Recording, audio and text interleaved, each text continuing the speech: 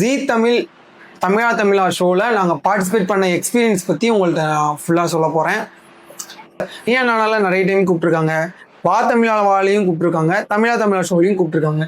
ஆனால் நாங்கள் இது வரைக்கும் எங்கேயுமே போகல. என்னை விட தனாவுக்கு கண்டிப்பாக இது ஒரு பெரிய கனவாக இருந்திருக்கும்னு நினைக்கிறேன். ஆனால் எல்லாத்துலேயும் மண்ணிலி போட்டாங்க. திரும்பி பார்த்து சண்டை போடுறாங்கன்னு கம்முன்னு சும்மா மைக்கில் வேண்டாம் அப்படின்னு சொல்லிட்டு கம்முன்னு இருந்துட்டேன். நான் பேசும்போது எனக்கு பெருமையாக இருந்த விஷயம் என்னன்னா, எல்லாருமே கைத்தட்டினாங்க. அந்த ஆப்போசிட் டீம்ல இருந்து ஒருத்தங்க அழுதாங்க. அதை நான் நோட் பண்ணேன். ஆப்போசிட் டீம்ல இருக்கிறவங்க நான் பேசும்போது லிட்டரலா கண்ணீர் விட்டாங்க. நிறைய பேர் அந்த மாதிரி மறுமணம் செஞ்சுக்கிறதுக்கு மனசு இல்லாம பண்ணிக்கிறாங்க. சில பேர் தங்களை ஏமாத்திட்டாங்கன்றதுக்காக கொலையாளி ஆயிடுறாங்க. இவங்க கூட நல்லா தானே வாழ்றாங்க. அப்ப அவங்க சைட்ல தான் மிஸ்டேக் இருக்கு. நீங்க மிஸ்டேக்னு சொல்றீங்க. அந்த மிஸ்டேக்கை எப்படி ப்ரூஃப் பண்ணுவீங்க? நீங்க இன்னொருத்தரோட நல்லா வாழ்ந்து காட்டுறது தான் அவங்களுக்கு நீங்க கொடுக்குற பெரிய பனிஷ்மெண்டா இருக்கும்னு நிறைய விஷயங்களை எடுத்து பேசினேன். அங்கே என்னை மதிச்சு ஒருத்தங்க கூப்பிட்டாங்கல்ல, நான் அவங்களோட பேச்சை மதிச்சு நான் ஷோக்கு போயிருந்தேன்ல, அவங்களுக்கு நான் ஒரு டெக்ஸ்ட் பண்ணியிருந்தேன். அந்த டெக்ஸ்ட்டை நான் சைடில் அட்டாச் பண்ற பாருங்க. கரெக்டாக சொல்லியிருந்தேன். அவர் பார்த்துட்டு எந்த ரெஸ்பான்ஸும் பண்ணல. அட்லீஸ்ட் ஒரு சின்ன ரியாக்டாவது பண்ணியிருக்கலாம். ரொம்ப கஷ்டப்படுறேன்னா, குழந்தைலாம் வச்சுட்டு எனக்கு யாருமே ஆதரவு இல்லைன்னா, நான் ரொம்ப தனியாக தானே இருக்கேன், நான் என்னோட 12 வருஷமா பிரிஞ்சிருக்கேன், அதை பற்றி சொல்லலான்னு வந்தால் எனக்கு மைக்கே கொடுக்க மாட்டேங்கிறாங்கன்னு ரொம்ப ஏங்கி அழுதாங்க. எனக்கு ஒருவேளை நம்ம அந்த ஷோவில் வர்றதுக்கே நம்ம புண்ணியம் பண்ணியிருக்கணும்னு நினைக்கிறேன். நம்ம மூஞ்சை காட்டுறது அளவுக்கு தான் நம்ம இப்போதைக்கு நமக்கு தகுதி நம்ம மூஞ்சை காட்டுற அளவுக்கு தான் இருக்கு. நம்மளோட பேச்செல்லாம் வெளியில வரணும்னா இன்னும் நம்ம நிறைய தகுதியை வளர்த்துக்கணும்னு நினைக்கிறேன். நீங்க என்ன சிறப்பான பேச்சு பேசினாலும் சரி, அவங்களுக்கு உங்க மூஞ்சி பிடிக்கலாம் தூக்கிடுவாங்க. உங்க அந்த எடிட்டரோட மனநிலையை பொறுத்து தான். அந்த எடிட்டருக்கு அது பிடிக்கலையா தூக்கிடுவாரு. எங்களோட பர்சனல்ல இருந்து ஏதாவது வருமானு பார்த்தா அப்படியான்னு தெரியல. அவங்களுக்கு என்னாச்சு அப்படின்னு சொல்லிட்டு கேட்டாரு. அந்த மாதிரி அத்துல் மாதிரியோ நம்ம ரித்தனியா மாதிரியோ இன்னும் நிறைய இஷ்யூஸ் போயிருக்கு. ஜீ தமிழுக்கு நன்றி, எங்க மூஞ்செல்லாம் அவங்க சேனல்ல காமிச்சதுக்கு.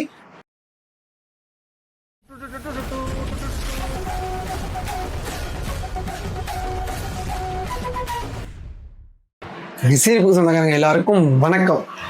காலையில இருந்து நிறைய டிஎம்ஸ் என்னன்னு பாத்தீங்கன்னா, உங்களாலதான் நான் தமிழா ஷோ பார்த்தேன், என்ன நீங்க ஏமாத்திட்டீங்க, நீங்க பேசவே இல்லையா, அப்போ நீங்க பேசுனது வரவே இல்லையே அப்படின்னு சொல்லியிருந்தாங்க. நிறைய பேர் நான் உங்களுக்காக தான் சப்ஸ்கிரைப்லாம் பண்ணேன், காசு கட்டி நான் சப்ஸ்கிரிப்ஷன் பண்ணேன், ஆனா நீங்க பேசுனது வரவே இல்லை அப்படின்னு சொல்லிட்டு வருத்தப்பட்டு சொல்லியிருந்தீங்க. எங்களுக்கு உங்களை விட அதிகமான வருத்தம் இருக்கு. மேரேஜ் ஃபிக்ஸ் பண்ணிருக்க டைம்ல நம்ம லாங் டிராவல்லாம் பண்ணக்கூடாது அப்படின்னு ஒரு இது இருக்கும், உங்களுக்கே தெரியும். அதையும் தாண்டி நாங்க இங்க இருந்து பஸ் பேர் போட்டு நானும் தனாவும், அப்புறம் உங்களுக்கே தெரியும் நாங்கள் 2 பேர் மட்டும் போக முடியாது, எங்கள் கூட இன்னொருத்தரும் வரணும். 3 பேருக்கு பஸ் டிக்கெட் போட்டு இங்கேருந்து சென்னை போய் ஜீ தமிழா ஷோவில் நாங்கள் பார்ட்டிசிபேட் பண்ண எக்ஸ்பீரியன்ஸ் பற்றி உங்கள்கிட்ட நான் ஃபுல்லாக சொல்ல போகிறேன். நிறைய பேர் இந்த ஜீ தமிழா ஷோவில் பார்ட்டிசிபேட் பண்ணுறேன்ற போஸ்ட் போட்டதுக்கப்புறம் இதுக்கு போகிறதுக்கு என்ன ப்ரொசீஜர்லாம் கேட்டீங்க தெரியுமா? அவங்க மறக்காமல் இந்த வீடியோ பாருங்கள். அங்கே போன எக்ஸ்பீரியன்ஸ் எப்படி இருந்துச்சு, அங்கே போகணுன்னா என்ன பண்ணணும் அப்படிங்கிறது எல்லாத்தையும் நான் டீட்டெயிலாக சொல்கிறேன். எங்களுக்கு கொடுத்த டைம் பார்த்தீங்கன்னா 12:30க்கு உங்களுக்கு கோயம்பேடில் பிக் பண்ணிடுவாங்க, நீங்கள் 1 o'clock இங்கே வந்துடணும் அப்படிங்கிற மாதிரி சொன்னாங்க. நாங்கள் கொஞ்சம் லேட் ஆகிடுச்சு. 1:30க்கு நாங்கள் போனோம். ஐயோ லேட் ஆகிடுச்சின்னு அடித்து பிடிச்சி ஓடணும். 1:30 ஆகிடுச்சு. போனால் யாருமே வரல. கேட்கும் போது என்ன சொன்னாங்கன்னா, இல்லை சார் கொஞ்சம் லேட் ஆவாங்க, வேற ஒரு ஷோவில் இருந்தாங்க அப்படின்னு. 1 hour லேட் ஆகுனாங்க. ஓகே 1 hour நாங்கள் வெயிட் பண்ணுறோம் அப்படின்னு சொல்லியிருந்தோம். 1 hour வெயிட் பண்ணோம், 2 hours வெயிட் பண்ணோம். கடைசியில் ஷோ ஸ்டார்ட் ஆன டைம் பார்த்தீங்கன்னா 5 o'clock தான் ஸ்டார்ட் பண்ணாங்க. நாங்கள் அவ்வளோ நேரம் வெயிட் பண்ணது கூட பொருட்படுத்தலை. நம்ம வந்ததுக்கு இன்னொன்று அங்கே வர்றதுக்கு ட்ராவலிங் எக்ஸ்பென்ஸ்லாம் ஏதாவது கொடுப்பாங்களா அப்படின்னு கேட்டிங்கன்னா எங்களுக்கு தரல. நாங்களும் கேட்கல. எங்கள் ஜிபே நம்பர்லாம் வாங்கிக்கிட்டாங்க. நாங்கள் ட்ராவலிங் எக்ஸ்பென்ஸ் தருவோம், ஒரு 1000 ரூபா 2000 ரூபா தருவாங்கன்னாங்க. நாங்கள் அதை எக்ஸ்பெக்ட் பண்ணி போகல. ஏன் நானால நிறைய டைம் கூப்பிட்ருக்காங்க, தமிழாலையும் கூப்பிட்ருக்காங்க, தமிழா ஷோலையும் கூப்பிட்ருக்காங்க.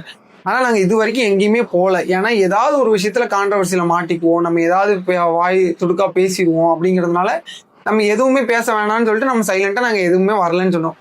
ஆனால் எத்தனை நாளைக்கு இப்படியே இருக்கிறது அப்படின்னு யோசிச்சு தான் இனிமேல் நம்ம எல்லாத்தையுமே கொஞ்சம் துணிஞ்சு செய்வோம், என்ன வந்தாலும் பார்த்துக்கலாம் அப்படிங்கிற ஒரு துணிச்சலை நாங்களே ஏற்படுத்திக்கிட்டு எல்லாத்தையும் ஃபேஸ் பண்ணுற தைரியம் வந்ததுனால மட்டும்தான் 2 பேரும் போகலாம் அப்படின்னு சொல்லி முடிவு பண்ணிட்டு போனோம். என்னை விட தனாவுக்கு கண்டிப்பாக இது ஒரு பெரிய கனவாக இருந்திருக்கும்னு நினைக்கிறேன். ஆனால் எல்லாத்துலேயும் மண்ணிலி போட்டாங்க. ஸோ எல்லாத்தையும் தாண்டி தான் நாங்கள் ஷோக்கு போனோம். 5 மணி வரைக்கும் வெயிட் பண்ண வச்சாங்க, வெயிட் பண்ணோம். அதுக்கப்புறமா ஷோ ஸ்டார்ட் ஆச்சு. ஃபஸ்ட்டு போன உடனே மைக் எங்கள் கையில் கொடுத்துட்டாங்க. தனா கையில் தான் மைக் இருந்துச்சு. தனா டக்குனு என் கையில் கொடுத்துட்டாங்க. நம்ம சரி ஃபஸ்ட்டே எடுத்தோடனே மைக் நம்மள்கிட்ட வந்துருச்சு, நம்மளோட கருத்தை சொல்லலாம் தைரியமான்னு நாங்கள் ப்ரிப்பேர்டாக இருந்தோம். ஆனால் ஃபஸ்ட்டு கேள்வியே பார்த்தீங்கன்னா ஆப்போசிட் சைடில் கேட்டாங்க. அதுக்கு ஆன்சர் பண்ணுறேன்னு இங்கே பேசுனதுனால அப்படியே மைக்கு ஷிஃப்ட் ஆகிடுச்சு. எங்களுக்கு பேச டைம் கிடைக்கல. ஸோ அதுக்கப்புறம் மைக் வரும்னு பார்த்துட்டே இருந்தோம். ஒரு கட்டத்துக்கு மேலே நம்ம கேட்டால் தான் கிடைக்குன்றதுனால திரும்பி கேட்க முயற்சி பண்ணால் அங்கேயே மைக்கு சண்டை போட்டுட்ருக்காங்க 2 பேர். இப்போ தான் எனக்கு மைக் வந்துட்டு நான் பேசிட்டு தான் தருவேன் ஒருத்தவங்க சொல்கிறாங்க. இன்னொருத்தவங்க வந்து இது எனக்கான கேள்வி, நான் பதில் சொல்லணும், என்கிட்ட மைக்கை கொடு அப்படிங்கிறாங்க. 2 பேரும் நான் மைக்கெல்லாம் தரமாட்டேன், பேசிட்டு தான் தருவேன். 2 பேரும் மாறி சண்டை போட்டுக்கிறாங்க. சரி, இவங்களுக்கு மத்தியில் நம்ம எங்கே சண்டை போட்டு கேட்கறது? நம்ம சும்மாவே பயங்கர இன்ட்ரோவெர்ட்டு. திரும்பி பார்த்து சண்டை போடுறாங்கன்னு கம்முன்னு சும்மா மைக்கில் வேண்டாம் அப்படின்னு சொல்லிட்டு கம்முன்னு இருந்துட்டேன். அதுக்கப்புறம் கொஞ்ச நேரம் பொறுத்து பார்த்தேன், எங்கடா வந்ததுக்கு பேசாமே போயிருவோமோ அப்படின்னு பயம் வந்துருச்சு. இவ்வளோ தூரம் நம்ம கஷ்டப்பட்டு வந்திருக்கோமே அப்படின்னு சொல்லிட்டு நான் என்ன பண்ணேன், கையை தூக்கிட்டே இருந்தேன். அதுக்கப்புறம் கையை தூக்கிட்டே இருந்தேன், மைக் வேணும் கையை தூக்கிட்டே இருந்தேன். ஒரு கட்டத்தில் ஆவடைப்பன் சார் நோட் பண்ணிட்டு மைக் வாங்கி கொடுத்தாப்புல. நான் பேசுனது மேக்சிமம் ஒரு 10 நிமிஷம் to 15 நிமிஷம் தான் இருக்கும்.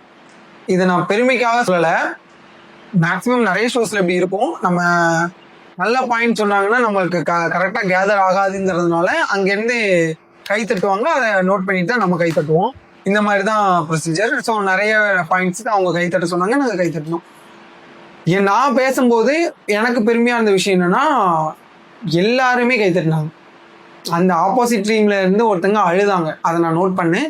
ஆப்போசிட் டீமில் இருக்கிறவங்க நான் பேசும்போது லிட்டரலாக கண்ணீர் விட்டாங்க. பாயிண்ட்ஸ் வேல்யூ இல்லைனா கூட எனக்கு தெரிஞ்சிருக்காது. நறுமணம் பண்ண தயங்குறவங்கிறது கான்செப்ட். நான் ஒரு விஷயத்த கிளியராக இருந்தேன். கண்டிப்பாக, அதாவது ஒருத்தங்க வாழ்க்கையில் அடிபட்டுட்டாங்க, இல்லை ஏமாற்றப்பட்டுட்டாங்க, துரோகத்தை சந்திச்சிட்டாங்க, இல்லை அவங்க கணவரை இழந்துட்டாங்க, மனைவி இழந்துட்டாங்கன்ற பட்சத்தில் கண்டிப்பாக அவங்க மறுமணம் செஞ்சுக்கணும் அப்படிங்கிறதுலாம் நான் தீர்க்கமாக இருந்தேன். ஏன்னா நிறைய பேர் அந்த மாதிரி மறுமணம் செஞ்சுக்கிறதுக்கு மனசு இல்லாமல் பண்ணிக்கிறாங்க. சில பேர் தங்களை ஏமாத்திட்டாங்கன்றதுக்காக கொலையாளி ஆயிடுறாங்க. இப்போ ரீசெண்டாக கூட ஒரு 2 வீக்ஸ் முன்னாடி கூட என்ன ஆச்சு, அதை தான் நான் அங்கேயும் பாயிண்ட் பண்ணி பேசியிருந்தேன், இங்கேயும் நான் உங்கள்கிட்ட சொல்கிறேன். என்ன ஆயிடுச்சு, கள்ளக்காதல் விவகாரத்தினால மாடியில் தூங்கிட்டு இருந்த 2 பேரை தலையை துண்டாக வெட்டி பையில கைப்பிடி பையில வச்சுட்டு ஒருத்தர் சிறைக்கே கொண்டு போயிட்டு இங்க பாருங்க 2 பேரை வெட்டி நான் தலையை கொண்டு வந்துட்டேன், 2 பேரும் மாடியில தலையெல்லாம் கிடக்குறாங்க, போய் எடுத்துக்கோங்கன்ற அளவுக்கு ஒரு உக்கிரமான மனநிலைக்கு இந்த ஏமாற்ற விஷயங்கள்லாம் கொண்டு போகுது. அந்த மாதிரி மாறுறதுக்கு மறுமணம்ங்கிறது ஒரு பெட்டரான சாய்ஸ் அப்படின்னு சொல்லிட்டு நான் எடுத்து பேசணும்னு தான் போயிருந்தேன். அதை அந்த கருத்துக்களையும் எடுத்து வச்சேன். அதை தாண்டி நிறைய பேர் அங்கே சொன்ன விஷயம் என்னன்னா, எங்கள் அம்மா என் குழந்தைக்காக எங்கள் பெற்றவங்களுக்காக நான் வந்து மறுமணம் செஞ்சுக்காமல் இருக்கேன் அப்படின்னு சொன்னதுனால நான் என்ன கேட்டேன்னா, ஒரு பெற்றவங்களுமே தான் குழந்தை தன்னோட பொண்ணோ பையனோ தனியாக இருக்க கணவனோ மனைவியோ இல்லாமல் ஒண்டிக்கட்டியாக இருக்கிறத விரும்ப மாட்டாங்க. உண்மையிலே அக்கறை உள்ள எந்த உறவுமே விரும்பாது. ரெண்டாவது அவனுக்கு இன்னொரு மறுமணம் அவனை செஞ்சு வச்சு அவன் வந்து குடும்பமாக இருக்கிறத பார்க்கணும் அப்படின்னா எந்த ஒரு உறுத்தான உறவுமே எந்த ஒரு உண்மையான உறவுமே சொல்லும். இந்த விஷயத்தையும் நான் எடுத்து பேசியிருந்தேன். நிறைய பேர் அவங்களோட பார்ட்னரை பிளேம் பண்ணிட்டு இருந்தாங்க. ஆப்போசிட்ல இருக்கிறவங்க என்னோட பார்ட்னர் இப்படி கொடுமை பண்ணாரு, அப்படி கொடுமை பண்ணாங்க, அப்படி நிறைய ஏமாத்திட்டு போயிட்டாங்க. நிறைய பேர் நிறைய விதமா சொன்னாங்க. அப்படியெல்லாம் ஏமாத்திட்டு போனவங்க முன்னாடி நீங்க வாழ்ந்து காட்டுறது தான் ஒரு உண்மையான அவங்களுக்கு நீங்க கொடுக்குற பனிஷ்மெண்டா இருக்கும். நீங்க வந்து மறுமணமே செய்யாம வாழ்ந்தீங்கன்னா, இப்ப நான் வந்து ஒருத்தவங்களோட கணவனா இருக்கேன், அவங்க மறுமணமே செய்யாம வாழ்ந்தாங்கன்னா நான் என்ன பத்தியா, நான் இல்லைன்னா உங்களுக்கு ஆளே இல்லை அப்படின்னு தானே உங்க பார்ட்னர் உங்களை பேசுவாங்க, நினைப்பாங்க. நீங்க மறுமணம் செஞ்சு ஒருத்தரோட லைஃப்பை டிராவல் பண்ணீங்கன்னா தான் அப்போ இவன் மேல தப்பு இல்லை இவங்க மேல தப்பு இல்லை, இவங்க கூட நல்லா தானே வாழ்றாங்க, அப்போ அவங்க சைட்ல தான் மிஸ்டேக் இருக்கு. நீங்க மிஸ்டேக்னு சொல்றீங்க, அந்த மிஸ்டேக்கை எப்படி ப்ரூஃப் பண்ணுவீங்க? நீங்க இன்னொருத்தரோட நல்லா வாழ்ந்து காட்டுறது தான் அவங்களுக்கு நீங்க கொடுக்குற பெரிய பனிஷ்மெண்டா இருக்கும்னு நிறைய விஷயங்களை எடுத்து பேசினேன். இங்க இருக்கிற எல்லாரும் பேசும்போது மைக்கு ஷிஃப்ட் ஆகிட்டே இருந்துச்சு, மைக்கு ஒவ்வொருத்தட்ட மாறிட்டே இருந்துச்சு. அதை தாண்டி நிறைய பேர் நான் சொல்றேன், அவருக்கு பதில் நான் சொல்றேன்னு போட்டி போட்டு இருந்தாங்க. நான் பேசும்போது யாருமே மைக்கை கேட்கவே இல்லை. எனக்கு என்ன கஷ்டமா போச்சுன்னா, நானும் வந்த உடனே, அதாவது அந்த ஷோலயே ஃபர்ஸ்டா ஒருத்தங்க பேசியிருப்பாங்க, அவங்களும் நாங்களும் வந்த உடனே நல்லா ஃப்ரெண்ட்ஸ் ஆகிட்டோம். ஸோ என்னோட ஹார்ட் லக் என்னன்னா அவங்களோடய நான் போட்டி போட வேண்டியதாக போச்சு. அவங்களுக்குமே நான் நிறைய ஆன்சர் பண்ணியிருந்தேன். அவங்களுக்கு தெரியும். அந்த ஷோக்கு வந்து எல்லாருக்குமே தெரியும். நான் பேசி முடிக்கிற வரைக்கும் கைத்தட்டல் நாங்க ஓனா பண்ண கைத்தட்டல் தான். யாருமே அங்கேருந்து ப்ராம்ப்ட் பண்ணல. நாங்களா பண்ண கைத்தட்டல் தான். ஸோ இதை வந்து நான் சொன்னதுக்கு அப்புறம் தான் எனக்கு ரியலைஸ் ஆச்சு. அதுக்கப்புறம் அம்மாவை பத்தி சொல்லியிருந்தேன். ஏன்னா எங்க அம்மாவுக்கு நான் தனியா இருக்கிறதுல விருப்பம் இல்லை. இதே மாதிரி தான் ஒவ்வொரு தாயும் இருப்பாங்கன்னு நான் நினைக்கிறேன். அதே மாதிரி அம்மாவுக்கும் எனக்கும் இருக்கிற ஒரு சின்ன பாண்டிங் பத்தியும் சொல்லியிருந்தேன். அதை சொல்லும் போது தான் ஆப்போசிட்ல இருக்கிற ஒருத்தங்க கண்ணீர் விட்டாங்க. இந்த மாதிரி நிறைய விஷயங்கள் நான் ஷேர் பண்ணேன். ஆனால் நான் ஷேர் பண்ண எதுவுமே வரல. தூக்கிட்டாங்க. ஓகே, நான் என்னை மதிச்சு ஒருத்தங்க கூப்பிட்டாங்கல்ல, நான் அவங்களோட பேச்சை மதிச்சு நான் ஷோக்கு போயிருந்தேன்ல, அவங்களுக்கு நான் ஒரு டெக்ஸ்ட் பண்ணியிருந்தேன். அந்த டெக்ஸ்ட்டை நான் சைடில் அட்டாச் பண்ணுறேன் பாருங்க. அவங்கள்ட்டையுமே நான் டீசெண்டாக என்ன சொல்லியிருந்தேன்னா, புரியுது சார், நிறைய பேருக்கு எல்லாரும் பேசியிருக்கும் போது எங்களோட பாட்டு வரணும்னு நான் எக்ஸ்பெக்ட் பண்ணுறது நியாயம் இல்லை. ஆனால் நான் பேசின கருத்து வேல்யூவா இல்லையா, இப்போ இங்கே போட்டிருக்காங்கல்ல, இங்கே நிறைய பேரோட கருத்தை போட்டிருக்காங்கல்ல, அதை விட வேல்யூவான கருத்து தான் நான் பதிவு பண்ணேன். நான் நிறைய இருந்துச்சு, நான் கம்மியாக தான் சொல்லியிருந்தேன். ஸோ நான் அதை விட வேல்யூவான கருத்து தான் பதிவு பண்ணேன். அப்படி நான் வேல்யூவான கருத்தை பதிவு பண்ணலன்னா அத்தனை கிளாப்ஸ் எனக்கு விழுந்திருக்காது. ஒருவேளை அங்கே ப்ராம்ப்ட் பண்ணியே கிளாப் பண்ணுறாங்கன்னு வச்சுக்கோங்க. ப்ராம்ப்ட் பண்ணுறது கூட வேல்யூவான கருத்துக்கு தானே ப்ராம்ப்ட் பண்ணுவாங்க. அவ்வளோ கிளாப்ஸ் வந்திருக்காது. அவ்வளோ கிளாப்ஸ் வந்தும் அவ்வளோ பேர். இன்னொன்று, அந்த இன்டர்வல் டைமில் நாங்கள் வெளியில் போகும்போது கையை பிடிச்சி நிறைய பேர் வந்து நல்லா பேசுவீங்க சார், நல்லா பேசுவீங்க அப்படின்னு சொன்னாங்க. ஸோ எனக்கு புரிஞ்சுக்கிட்ட விஷயம் அப்போ நான் வந்து நல்லா பேசியிருக்கோம், இது கண்டிப்பாக ஷோவில் வரும் அப்படி தான் நினச்சேன். எதனால் அதை கட் பண்ணாங்கன்னே தெரியல. நிறைய கிரியேட்டர்ஸ் வந்து இந்த மாதிரி டிபேட் ஷோலெல்லாம் போய் பார்ட்டிசிபேட் பண்ணிட்டு வந்துட்டு நான் பேசினதே வரல அப்படின்னு சொல்லி புலந்ததெல்லாம் பார்த்துருக்கேன். அப்போலாம் எனக்கு படம் அது எப்படி இவங்க நல்லா பேசியிருந்தா வந்திருக்கும் அப்படின்னு தான் நானும் சொல்லிட்டு இருந்தேன். இப்போ எனக்கு அது படும்போது தான் புரியுது. நம்ம நல்லா பேசுகிறோம் நல்லா பேசல அப்படிங்கிறதுலாம் மேட்டர் இல்லை. அந்த எடிட்டருக்கு என்ன தோணுதோ அதான். எடிட்டராக இருந்துட்டு இந்த மூஞ்சி பிடிக்கல அப்படின்னு சொல்லி தட்டி விட்டாருன்னா நம்மளோட இது வராது அப்படின்றத நான் தெளிவாக புரிஞ்சுக்கிட்டேன். எனக்கு இன்னொரு வருத்தமான விஷயம் என்னன்னா, நான் அவர்கிட்ட தெளிவாக சொல்கிறேன், சார் உங்கள் பேச்சை மதித்து தான் நான் வந்தேன், இப்போ என் பேச்சு நீங்கள் கொஞ்சம் மதிப்பீங்க அப்படின்னு சொல்லி தான் நான் இதை உங்கள்கிட்ட சொல்கிறேன் அப்படின்னு சொல்லிட்டு அந்த சார்கிட்ட சொல்லியிருந்தேன். அவர் பார்த்துட்டு எந்த ரெஸ்பான்ஸும் பண்ணல. அட்லீஸ்ட் ஒரு சின்ன ரியாக்டாவது பண்ணியிருக்கலாம், ஒரு ஏதாவது பதிலாக சொல்லியிருக்கலாம். இத்தனைக்கும் நான் அவங்க கொடுக்குறேன்னு சொன்னேன் அந்த 2000 ரூபாயோ 3000 ரூபாயோ என்ன காசோ அதை கூட நான் திருப்பி எக்ஸ்பெக்ட் பண்ணல. எனக்கு எப்போ போடுவீங்க, அனுப்புறீங்களா இல்லையா அப்படின்னு எந்த வார்த்தையுமே கேட்கல. நம்ம அந்த மாதிரி எந்த எக்ஸ்பெக்டேஷனும் இல்லை, நம்மளோட கருத்தை பதிவு பண்ணால் போதும் அப்படிங்கிறதுக்காக தான் போனோம். சரி, ஓகே, எல்லாம் ஒரு எக்ஸ்பீரியன்ஸ் தானே, அதே மாதிரி இதுவும் ஒரு எக்ஸ்பீரியன்ஸ். நீங்கள் இந்த மாதிரி டிபேட் ஷோக்கு போகணும்னு நினச்சிங்கன்னா ஒரே ஒரு முக்கியமான விஷயம், நீங்கள் எவ்வளோ நல்லா பேசியிருந்தாலும் அது வரும்னு எதிர்பார்க்காதீங்க. நீங்கள் போகிறது இந்த ஷோ எப்படி இருக்கும் அப்படின்னு நீங்கள் தெரிஞ்சுக்கணும் அப்படிங்கிறதுக்காக போகிறீங்கன்னா போங்க. அது ஒரு எக்ஸ்பீரியன்ஸ்னு நினச்சிங்கன்னா போங்க. நம்ம பேசுகிறதெல்லாம் வரும் அப்படின்னு நினச்சி போகாதீங்க. நமக்கு பேசுகிறதுக்கு மைக் கிடைக்கும் அப்படின்னு நினைக்காதீங்க. இந்த சைட்லேயும் சரி அவங்க சைட்லேயும் சரி அவ்வளோ தூரம் ட்ராவல் பண்ணிட்டு வந்துட்டு பேசாமல் போனவங்க நிறைய பேர், அதாவது பேசுகிறதுக்கு சான்ஸே கிடைக்காம போனவங்க நிறைய பேர். எக்ஸாம்பிளுக்கு எங்கள் தூத்துக்குடி மாவட்டத்தையே சேர்ந்த ஆத்தூர் பக்கத்து ஊரை சேர்ந்த ஒரு பொண்ணு வந்திருந்தாங்க. அவங்க என்கிட்ட லிட்டரலாக அழுதாங்க. இன்டர்வல் டைமில் நாங்கள் டீ பிரேக் கொடுத்த டைமில் டீ குடிச்சிட்டு இருக்கும்போது கண்ணீர் ஊற்றுது அவங்களுக்கு. நான் வந்து ஃபஸ்ட்டு கேட்டது நீங்கள் தூத்துக்குடி ஆனான்னு கேட்டாங்க. ஆமாம்மா அப்படின்னு சொல்லிட்டு நான் ஊர் பேரை சொன்னேன். ஆனால் எனக்கும் பக்கத்தில் தானே ஆத்தூர்னா, இந்த மாதிரி எங்கள் ஹஸ்பண்ட் வந்து 12 வருஷம் ஆச்சுன்னா பிரிஞ்சு ரொம்ப கஷ்டப்படுறேன்னா, குழந்தையெல்லாம் வச்சுட்டு எனக்கு யாருமே ஆதரவு இல்லைன்னா நான் ரொம்ப தனியாக தானே இருக்கேன், நான் என்னோட 12 வருஷமாக பிரிஞ்சிருக்கேன், அதை பற்றி சொல்லலான்னு வந்தால் எனக்கு மைக்கே கொடுக்க மாட்டேங்கிறாங்கன்னு ரொம்ப ஏங்கி அழுதாங்க. எனக்கு ரொம்ப கஷ்டமாக போச்சு. கவலைப்படாதீங்கம்மா, இன்டர்வியூக்கு அப்புறம் கொடுப்பாங்கம்மா கண்டிப்பாக அப்படின்னு சொன்னேன். அவங்கள பார்க்கவே அவ்வளோ பாவமாக இருந்துச்சு. ஆனால் இன்டர்வியூக்கு அப்புறமும் அவங்களுக்கு மைக் கிடைக்கவே இல்லை. கடைசியாக அவங்க போகும்போது கூட, அண்ணா எனக்கு யூடியூப் சேனல் மட்டும் எப்படி ஓப்பன் பண்ணணும்னு சொல்லி கொடுங்கண்ணா, நான் அதை வச்சாவது முயற்சி பண்ணி நான் வந்துடுவேண்ணா அப்படின்னாங்க. எனக்கு ரொம்ப கஷ்டமாக இருந்துச்சு.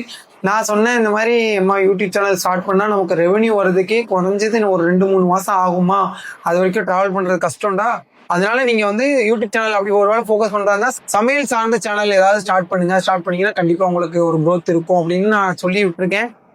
பார்ப்போம், அவங்க ஒரு நாள் பெரிய யூடியூப் சேனல் ஆரம்பித்து பெரிய ஆளாக வரணும். ஆனால் ரொம்ப கஷ்டமாக இருந்துச்சு. நாங்கள் பரவாயில்ல, இப்போ ஏதோ ஒன்று கொஞ்சம் அதிகமாகவே சம்பாதிக்கிறோம் அவங்களெல்லாம் கம்பேர் பண்ணும்போது, அதனால வந்துட்டு போயிட்டோம். அவங்களெல்லாம் யோசிச்சு பாருங்க, அந்த அங்கேருந்து வர்றதுக்கு அவங்களுக்கு ஒரு 3000 ரூபாய் செலவாகுதுன்னா அதுக்கு எவ்வளோ கஷ்டப்படுவாங்க. அவங்க அவ்வளோ அழுகிறதுக்கு காரணமே அவ்வளோ தூரம் நான் ட்ராவல் பண்ணி, அதுவும் தனியாக வந்திருக்காங்க, யாருமே துணைக்கு இல்லை. ஒரே பொண்ணா இதில் பார்ட்டிசிபேட் பண்ணணும்னு அவங்களா இவங்களுக்கு கான்டாக்ட் பண்ணி அவங்களா வந்திருக்காங்க. ஸோ அவ்வளோ கஷ்டப்பட்டு வந்த பொண்ணுக்கு ஒரு பேசுறதுக்கு வாய்ப்பே கிடைக்கல. எனக்காக பேசுறதுக்கு வாய்ப்பு கிடைச்சிது. அட்லீஸ்ட் அங்கேருந்து ஒரு 30 பேர் 40 பேராச்சு நான் பேசுனதுக்கு கிளாப் பண்ணாங்க, நான் பேசுனதை கூப்பிட்டு பாராட்டினாங்க. அந்த ஒரு அங்கீகாரமாக கிடைச்சிச்சு. நிறைய பேருக்கு அதுவே கிடைக்கல. ஒரு 4 ஹவர் ஷூட் பண்ணுறாங்க அப்படிங்கிற பட்சத்தில் அதில் ட்ரிம் பண்ணி போடுறது தான் நியாயம். ஆனால் நிறைய பேருக்கு வாய்ப்பே கொடுக்காமன்னா நீங்கள் எதுக்கு கூப்பிடணும் அப்படிங்கிறது தான் என்னோட ஒப்பீனியன். ஒருவேளை அவங்க பேசியிருந்தாங்கன்னா அவங்கள்ட்ட இருந்து ஒரு நல்ல கருத்து வந்திருக்கலாம், சமுதாயத்துக்கு போய் சேர வேண்டிய ஒரு நல்ல கருத்து வந்திருக்கலாம். அவங்களை பேச விடாமல் லிட்டரலாக அப்படியே அமுக்கிறது மீன்ஸ் நீங்கள் அவங்களுக்கு வாய்ப்பே கொடுக்கல. இப்போ நீங்கள் இந்த மாதிரி டிபேட் ஷோக்கு பார்ட்டிசிபேட் பண்ணணும்னு நினச்சிங்கன்னா முதல்ல பிளாங்காக போங்க. இது வரும் அப்படின்னு நினைக்காதீங்க. நீங்கள் என்ன சிறப்பான பேச்சு பேசினாலும் சரி, அவங்களுக்கு உங்கள் மூஞ்சி பிடிக்கலாம் தூக்கிடுவாங்க. அந்த எடிட்டரோட மனநிலையை பொறுத்து தான். அந்த எடிட்டருக்கு அது பிடிக்கலையா தூக்கிடுவார். மற்ற சேனலை பற்றி சொல்லக்கூடாது. நான் இந்த சேனலில் பார்ட்டிசிபேட் பண்ணவேன்ற முறையில் சொல்கிறேன். எதனால என்னை தூக்குனாங்கன்னு தெரியல. ஜீ தமிழுக்கு நன்றி. முதல்ல அந்த ஷோலெலாம் காமிச்சதுக்கு. ஒருவேளை நம்ம அந்த ஷோவில் வர்றதுக்கே நம்ம புண்ணியம் பண்ணியிருக்கணும்னு நினைக்கிறேன். நம்ம மூஞ்சை காட்டுறது அளவுக்கு தான் நம்ம இப்போதைக்கு நமக்கு தகுதி நம்ம மூஞ்சை காட்டுற அளவுக்கு தான் இருக்குது. நம்மளோட பேச்செல்லாம் வெளியில் வரணும்னா இன்னும் நம்ம நிறைய தகுதியை வளர்த்துக்கணும்னு நினைக்கிறேன். எனக்கு அதுக்கான தகுதி இல்லை. மற்ற ஸ்பீச் போட்டவங்க எல்லாருக்குமே அந்த தகுதி இருக்குது. நமக்கு அந்த தகுதி இல்லை அப்படின்னு நான் நினைக்கிறேன். அதுக்கான தகுதியை நான் வளர்த்துக்க முயற்சி பண்ணுறேன். எங்களை இன்வைட் பண்ண வரைக்கும் ஜீ தமிழுக்கு நன்றி. நான் மற்றவங்களுக்கு மட்டும்தான் சொல்கிறேன். மற்றவங்களை இன்வைட் பண்ணி இவ்வளோ கஷ்டப்படுத்த வேணாம். ஒவ்வொருத்தரையும் அவங்க ஒர்த்தா இல்லையான்னு பார்த்துட்டு தான் டிசைட் பண்ணுறீங்க, சூஸ் பண்ணுறீங்க. அப்படி சூஸ் பண்ணுற எல்லாருக்கும் வாய்ப்பு கொடுத்தீங்கன்னா தான் அவங்க மனசில் என்ன இருக்குது அப்படின்றது தெரியும். சமுதாயத்துக்கு போய் சேர வேண்டிய கருத்து அவங்கள்ட்ட இருந்தும் வரலாம். ஊர் போகிற வரைக்கும் எவ்வளோ அழுது புலம்பிட்டு போயிருப்பாங்க. அந்த 3000 ரூபாய் காசு அவங்களுக்கு எவ்வளோ கஷ்டமாக இருந்திருக்கும். சரி, ஓகே. லாஸ்ட்டாக நான் சொல்லி முடிச்சுக்கிறது, ஜீ தமிழுக்கு நன்றி. எங்கள் மூஞ்செல்லாம் அவங்க சேனலில் காமிச்சதுக்கு அதுக்கே நாங்கள் புண்ணியம் பண்ணியிருக்கணும். அதுக்கான தகுதி வந்துருச்சுன்னு தெரியும் போது எனக்கு சந்தோஷமாக இருக்குது. இதுக்கு அடுத்து நாங்கள் ஏதாவது டிபேட் ஷோவுக்கு பார்ட்டிசிபேட் பண்ணுறோன்னா எங்களோட பேச்சும் வெளியில் தெரிகிற அளவுக்கு நாங்கள் வளர்ந்துட்டு அதுக்கப்புறம் நாங்கள் வரோம். அதே மாதிரி உங்களுக்கும் நான் சொல்லிக்கிறேன், நீங்கள் டிபேட் ஷோவில் பார்ட்டிசிபேட் பண்ணணும்னு நினச்சிங்கன்னா எதையும் எதிர்பார்க்காதீங்க. இதை நம்ம பேசுகிறது வெளியில் வரும் அப்படின்னு நினச்சிட்டுலாம் வராதிங்க. அந்த ஷோவோட செட்டு எப்படி இருக்குது அப்படின்னு சுற்றி பார்க்கணும் அப்படின்னு நினச்சிங்கன்னா தாராளமாக வாங்க. ஒரு நாள் சுற்றி பார்த்துட்டு போங்க. ரொம்ப கஷ்டப்படுறவங்களா இருந்தீங்கன்னா, ரொம்ப கஷ்டப்பட்டு ட்ராவல் பண்ணுறவங்களா இருந்தீங்கன்னா யோசிச்சுக்கோங்க. உங்கள் விருப்பம் தான். நான் என்னோட எக்ஸ்பீரியன்ஸை ஷேர் பண்ணிட்டேன். எல்லாருக்கும் நன்றி. என்னையும் ஒரு ஆளாக மதித்து எனக்காக நீங்கள் சப்ஸ்கிரிப்ஷன் பண்ணி எனக்காக அந்த ஷோவை போய் பார்த்த ஒவ்வொருத்தருக்கும் நான் சாரி சொல்லிக்கிறேன். நாங்களுமே இதை எக்ஸ்பெக்ட் பண்ணலை. ஏன்னா நம்ம நல்ல கருத்து தான் பதிவு பண்ணுங்க. ஏன்னா எங்களுக்கு மறுப்பு சொல்லி கூட ஆவடிப்பட் சார் எதுவும் பேசலை. எங்களோட பர்சனல்லேருந்து ஏதாவது வருமானு பார்த்தா அப்படியான்னு தெரியல. அவங்களுக்கு என்னாச்சு அப்படின்னு சொல்லிட்டு கேட்டார். நான் இல்லை சார், அவங்கள பற்றி நான் பேச முடியாது அப்படின்னு நான் சொல்லிட்டேன். ஒருவேளை அதனால எதுவும் கோச்சிக்கிட்டு தூக்கிட்டாங்களா என்னன்னு தெரியல. எனிவேஸ், எது எப்படியா இருந்தாலும் நான் அங்கே போய் கான்ட்ரவர்சி கிரியேட் பண்ணுறதுக்காக நான் போகல.